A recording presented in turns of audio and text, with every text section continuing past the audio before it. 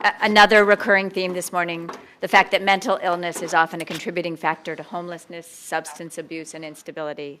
And many people don't get treatment until they're behind bars and it's too late. And there's a reason for that. Think about this fact. In 1960, there were 535,000 psychiatric beds in this country. In 2010, there were just over 43,000. So without treatment facilities, many Americans in need end up getting help in jail, and jails have increasingly become a primary provider of mental health care. Case in point, the Cook County, Illinois Correctional Facility is the largest mental health facility in the country. Nneka Jones Tapia is the executive director of this facility, and she joins us from Chicago by video to talk about the work she's doing and what she's up against, and Steve Clemons is here to lead the conversation. Hey, there she is. Hi, Nneka. Yes. Now I saw you yawn. Nneka, give me 2 seconds. I saw you yawn a minute ago. Yeah, you're yawn. You love the socks. Okay. Everybody shake your hands for me. I know it's a packed room. There's no light. I want everybody to feel happy. Okay. Now, Nneka, how are you doing? Shake your hands. There you go. Let me just start off. I was intrigued to learn, really largely through an article by one of my colleagues, Matt Ford, which if you want a quick survey and a deep dive into mental health and jails in America, America's largest mental hospital is a jail, really is about your jail, Nneka, and in part about you being the only mental health professional in charge of a major jail. And I'm interested in how that happened and what now distinguishes your operation from so many others out there. Well, I think a series of problems have occurred over the course of time, and the moderator just mentioned, one of those, the closure of so many state psychiatric beds. Unfortunately, here in Chicago, we had the unpleasure of having multiple clinics closed, mental health clinics in our city closed. And so over time, I think some of the policy decisions that have been made have resulted in the high numbers of mentally ill coming into our doors. And it's not just the numbers that I think are baffling, it's the level of severity by which we're seeing people come to a correctional facility. Do you resent how you're a sheriff as I understand it, but your law enforcement, your law supporting operation is being, loaded up with parts of the mental health challenge that other parts of society have defected from. Is there a resentment that you feel?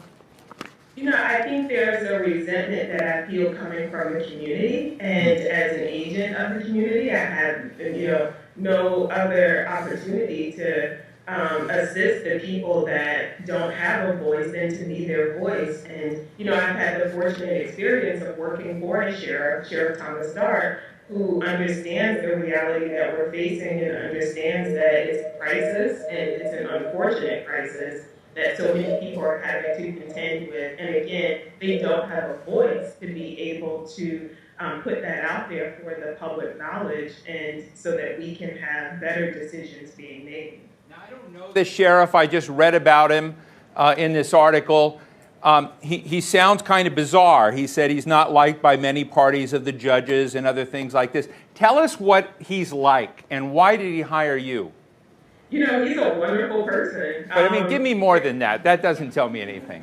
You're right, it doesn't. But what I can say about him is that he's heartfelt. He really wants to be that spokesperson for the people that have been silenced for so long. And it's almost unheard of that you will have a person of his ranking in law enforcement that would take on a challenge such as this. And it has not been a popular challenge by any mention of the topic, but he's taken it on and he hasn't stopped. And, I'm sure that he was thinking of that when he hired me for this role. And, I hope to live up to what he is hoping to achieve. He comes up with some phenomenal programs that I think many people have now understood that we should start to emulate in other correctional facilities. Now, I know this is very personal with you. I read that your brother and dad had been through the jail system.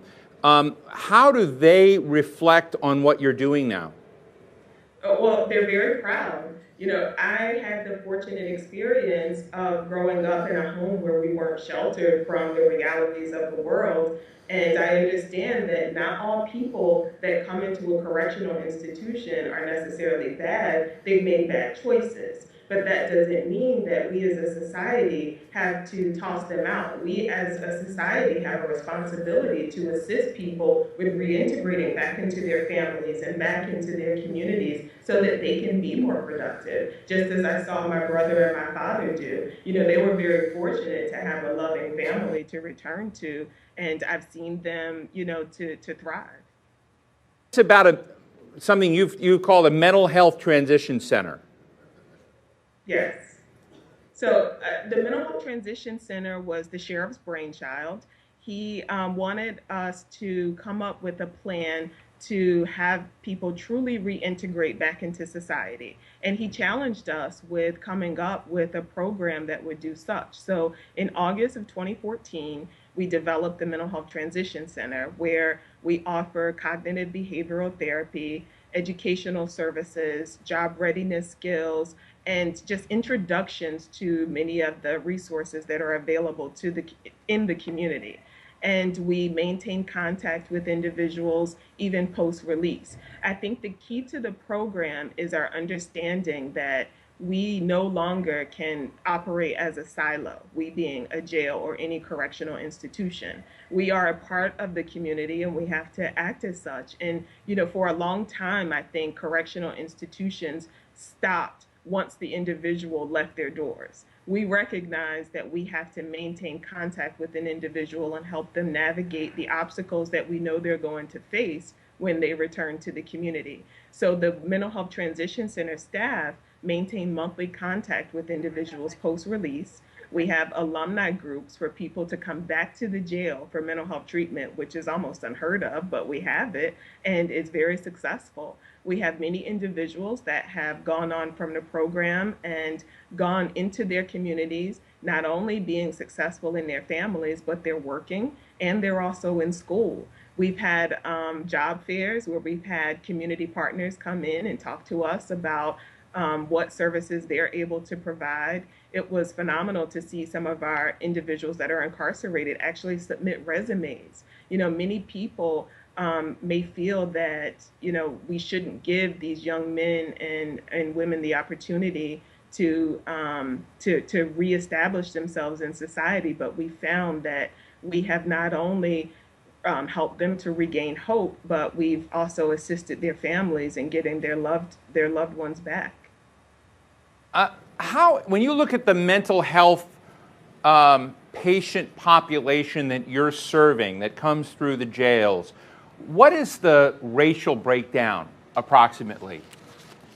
Well, the racial breakdown in our correctional institution as a whole is mostly African American, mostly males.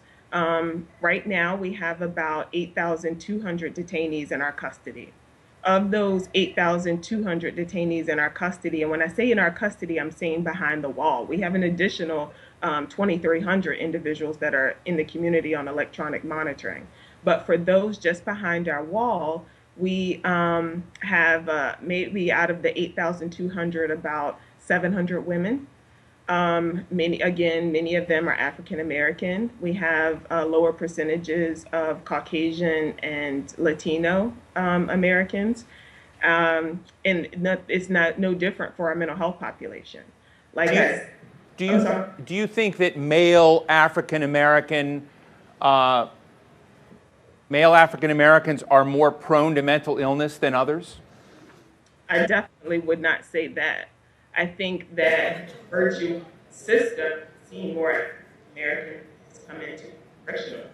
Yeah, so what I'm trying to get at is it's one of the interesting things that we've been discussing and sort of sorting out is the degree to which jails like yours become placeholders for other problems in society, whether they're racial bias, whether it's a resource question. We had a couple of senators up on stage today talking about the Mental Health Reform Act, and in the back of my mind, I was thinking a lot about some of the unrest around the country that we're seeing and whether or not that is going to help get a bigger spotlight on the fact that there have been areas of neglect. And you're a professional, you're right in the middle of the nest of a lot of these issues. If we gave you a lot of power, what do you think needs to be done to balance out that so it doesn't just look like, you know, African American males that are carrying this stigma within, and not only carrying stigma, but actually being treated within your jail system?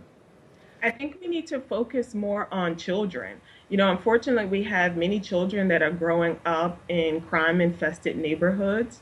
And again, by virtue of our society, many of those neighborhoods hold African American populations. And if we start early with focusing on responses to trauma, I think we will see more positive results. When we afford opportunities to individuals, we lend credence to the fact that they can be successful. And again, I think the sheriff here has demonstrated that through the programs that he has at the jail. We just need to imitate that for some of our youth in society. And not necessarily using mental health programs, developing resource agents for them to be able to mitigate some of the natural responses that individuals have to trauma. Before I go and take maybe 2 questions from the audience, let me ask you, you know, given your program and the uniqueness of it, is anyone engaging in any kind of cool copycat activity in jails around the country?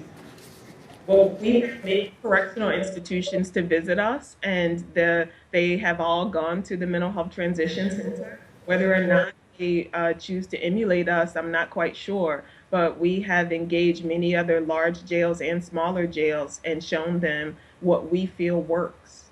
Fascinating. Let me open up to the floor. This is a great opportunity to talk to one of the more, yes, right here in the front. Let me get a microphone for you so we can all hear you. Okay. Yes, I'm Dr. Alan Goodwin. Okay. Wondering if you're doing any work with families. I'm a psychologist who's been involved with families for many years, now putting together very early conversation in New York City about the New York Health and Hospital Corporation and Rikers Island doing a joint thing with intensive family weekends where their inmates can actually join in and have some experience in a therapeutic sense. Great, thank and you. So families, how do they figure into your equation? So we have a couple of programs towards the family reunification. In our female population, for those women that have young children and have had pretty good behavioral, have now had very few behavioral problems here at the jail, we engage their families to come in and they have contact visits with their children.